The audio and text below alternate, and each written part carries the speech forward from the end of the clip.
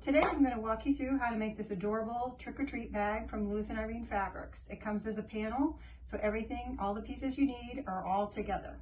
So the first thing you're going to do is get your panel and you're going to cut apart all your pieces. You're going to have a bag, a lining, 2 straps, and you have an additional piece to the side that you can do some other embellishments with, and I'll show you that at the end. So the first thing we're going to do is take our bag, and you don't have to do this, but I'm going to show you what I did to kind of embellish the spines on the book and give it a little more stability. So the first thing you're going to do is take the bag piece itself, and I'm going to turn it over, and I'm going to add a small piece of batting that I've already pre-cut and have ready here. And I'm going to add that to the back of the bag, and I am going to just line it up, center it here, and I'm going to clip it in place along the sides. You can use pins if you'd like. I'm using the clips. They're just easy to use and easy to remove, but you can use whatever you have or whatever you'd like. So I'm going to take this and just give it a couple of clips all the way around, just to hold that batting in place until I get my first set of stitches in. Okay, so I have the batting on one side and the right side of my fabric facing out the other side. I'm going to take this to the sewing machine, and I'm just going to take some black thread. I'm going to lengthen the stitch on my sewing machine so it's easier to feed through. So mine has like 1, 2, 3, 4, 5. I'm going to put mine at about a 4 and just make a stitch all along the outer edge of each of the spines of these books. I'm just going to trace down and around and back up and across and go to the next book. I'm going to do this on the front and on the back side of the bag. I'm going to do that real quick, and then I'll come back and I'll walk you through the next step.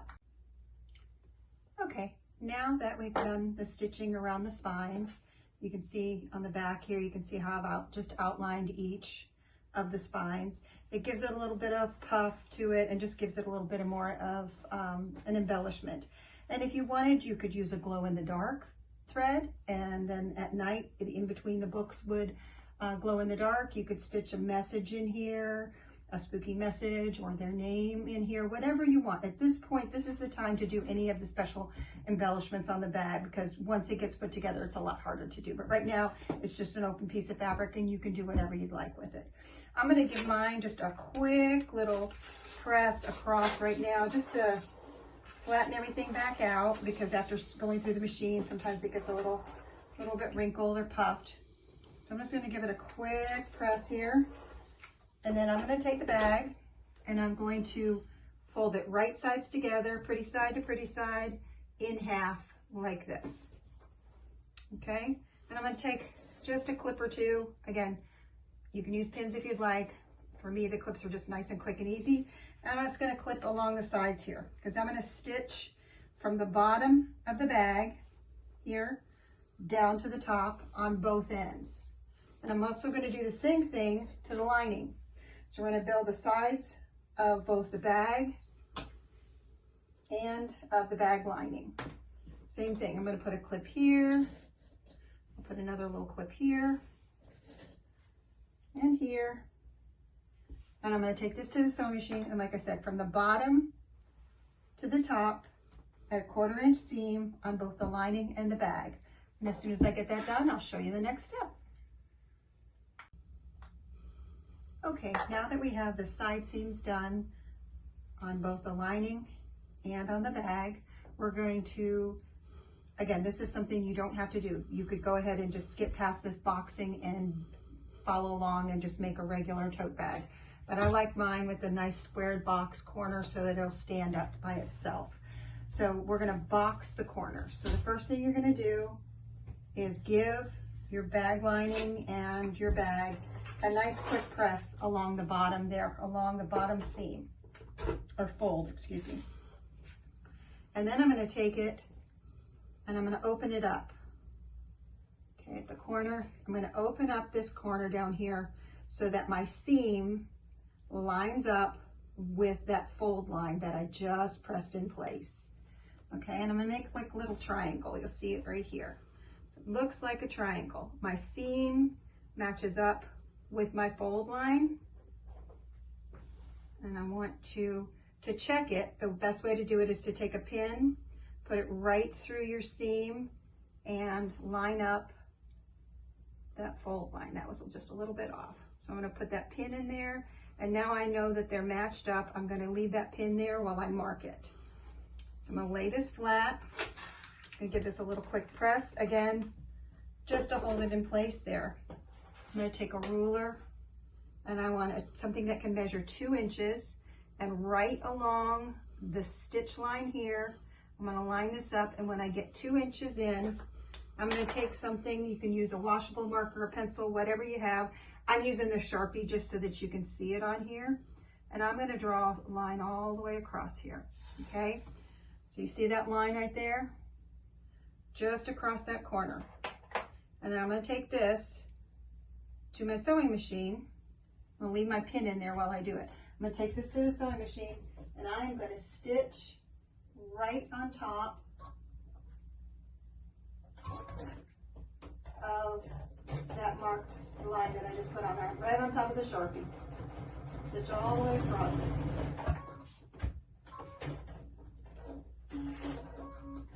Okay, now that I have it stitched, I'm just going to take my scissors, and I'm going to go in about 1/4 of an inch away from the line, and I'm just going to snip off that corner. Okay, so that's now trash, and I'm going to have a nice boxed corner.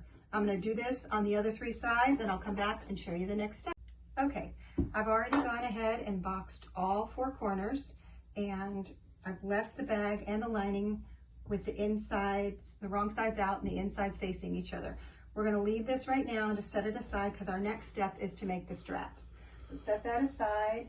I'm going to take both of our strap pieces, okay?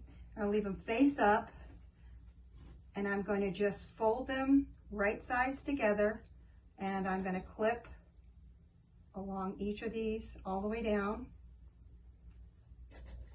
and then I'm going to take them to the sewing machine. I'm going to stitch at 1/4 inch all the way down on both of them. So once I have that done, I'll come back and show you. We'll get them turned, and then we'll get them attached to the bag. Okay, once you have them stitched down the long side, you're going to turn them with your preferred method. This is small, so I just used a safety pin and just pushed it through one side, and then I'm going to pull it on through like this. Okay, I'll remove my safety pin, and now I'm just going to press it. I want to see my spiders like this. If you would prefer to see half a spider like that, then you press it with the seam to the side. But I want to see the full spider like I did with this one. So I'm going to turn it on its spider facing down side and line up as best I can the seam I just sewed right down the middle of the back there. And you can kind of wet your finger and then kind of roll it between your fingers to kind of flatten it out, since it's kind of narrow and it's a little bit hard to work with sometimes. So just give it a quick press down the center. Keep rolling that seam to the middle, and once you get to the end, it'll just flatten itself out for you, and you'll have your straps ready to attach. Okay, I've got both my straps ready to go. So the next thing I'm going to do is I'm going to take my bag, and I'm going to turn my bag right side out. Okay, I'm going to leave my lining with the right side still facing in and the wrong side's out. I'm going to kind of poke out my corners so they're nice and smooth. I just did. So you can see we're boxing the corner instead of giving you just a flat tote bag. Gives you a nice bag that's going to stand up all on its own, just like that. All right, so I'm going to attach my straps. Now, for a regular tote bag, you'll usually attach one on one side and one on the other, front and back. For a trick-or-treat bag, I like to do mine a little bit differently. I like to attach one on the left and one on the right. So when the kids are out trick-or-treating, they can just open like this and they can get their goodies. If it's the other way, it's a little harder for them to open it and it gets a little sloppy. So I like to attach them here, but you can do it whichever way you prefer.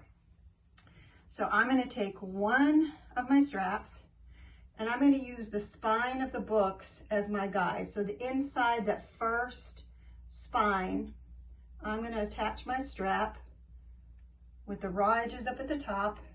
And I'm going to use a pin for this because I want to make sure that this stays in place, okay? So I'm going to pin it right along the edge with the spine of that book. And then I'm going to take it around the side of the bag, making sure I don't twist it. I'm going to turn my bag this way, and I'm going to attach it in the same spot over here, between the spine of the first and the second book, with the raw edge facing up. And again, I'm going to use a pin for this because I don't want it to slip off, and sometimes the clips can sometimes slip when you're working like this. So again, raw edge up at the top between the first two spines.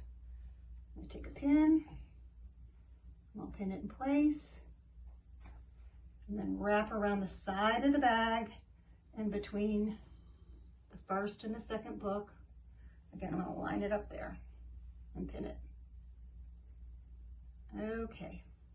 Now, I'm going to take this quickly to the machine, and I'm just going to baste these in place, and then I'll be able to remove my pins. You don't have to, but it also gives the straps a little bit more security, so that way if they're out trick-or-treating and they get a bunch of goodies and the bag gets heavy, they won't lose their strap.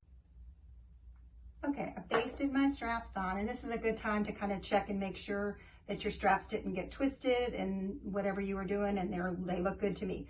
So I'm just going to let them lay down on the side. And then I'm going to take my bag lining, and like I said, it's still with the pretty side inside. I'm going to take my bag, kind of squish it up a little bit, and I'm going to stick it inside my lining. Okay, I'm going to tuck it all the way inside so that they're like a bag in a bag. Okay, and then I'm going to take my side seam of my lining and the side seam of my bag, and I'm going to match those up.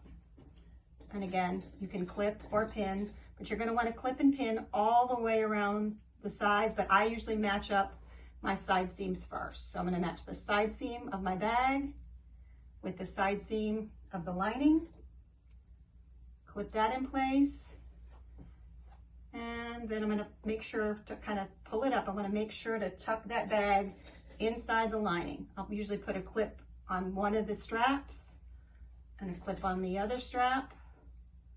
And I'm going to do that because when I go to sew, I'm going to start at one strap, sew all the way around to the other strap, and leave this open because I need to be able to turn this inside out. So I'll put another clip here, and one more here, and then I'm going to take it to the sewing machine. And like I said, I'm going to stitch starting here, and I'm going to go all the way around and stop here and leave this space open. I'll sew past my straps to make sure I've got them good and secure. But once I get past the straps, I'm going to stop, and then I'll be able to turn the bag inside out. Okay, I've stitched all the way around, leaving my opening right here. So now I'm going to take the bag, I'm going to reach my hand inside, and I'm just going to start pulling from one corner of the bag through the opening, a little at a time, and just work the bag all the way out of that opening. As soon as I get it all worked out, it just takes a minute. Don't tuck too hard because you don't want to rip any of your stitches, but just keep tucking the lining now inside that hole.